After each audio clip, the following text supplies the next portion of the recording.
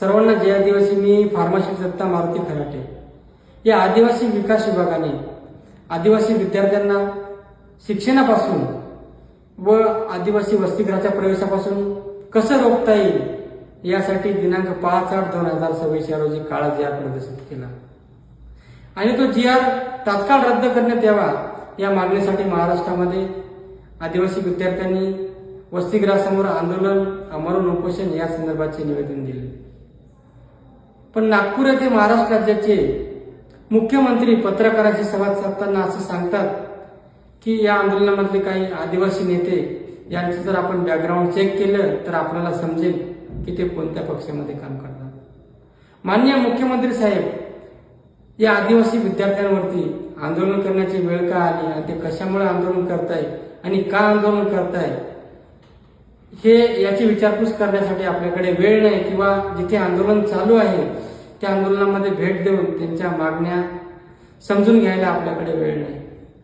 एकीकडे आपल्याच राज्य सरकारने या विद्यार्थ्यांच्या विरोधामध्ये जी आर काढला, दुसरीकडे जर आपण त्यांच्या त्यांच्या बॅकग्राऊंड बद्दल आपण बोलताय तर मला वाटतं दोन्ही साईडनी हे आपलं राज्य सरकार या आदिवासी विद्यार्थ्यांना धारेवर धरून त्यांची गळचेपी करण्याचे काम करत आहे. आणि दिनांक 25/8/2026 म्हणजे आज रोजी या राज्य सरकारने तो जो जी आर काढला होता तो जी आरला आज स्थगिती देण्याचे काम केलेलं आहे.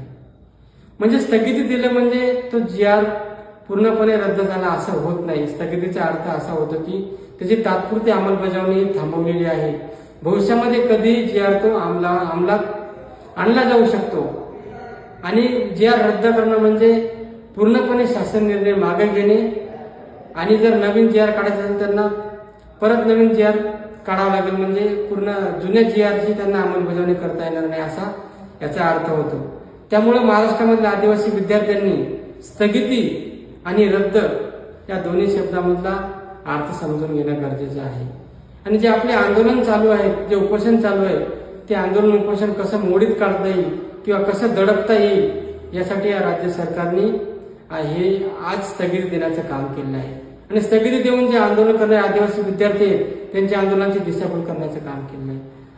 त्यामुळे आपल्या ज्या मागण्या जोपर्यंत मान्य होत नाहीत, हा जी आर जोपर्यंत कायमस्वरूपी रद्द होत नाही तोपर्यंत जसं आपलं आंदोलन आतापर्यंत सुरू आहे तसंच आंदोलन महाराष्ट्रामध्ये ज्या ज्या ठिकाणी आदिवासी विद्यार्थी करत आहेत ते आंदोलन कंटिन्यू आपण करावं आणि कंटिन्यू करून आपल्या मागण्या मान्य करून घ्याव्यात एवढीच विनंती या व्हिडिओच्या माध्यमातून मी आपल्याकडे करतो. धन्यवाद.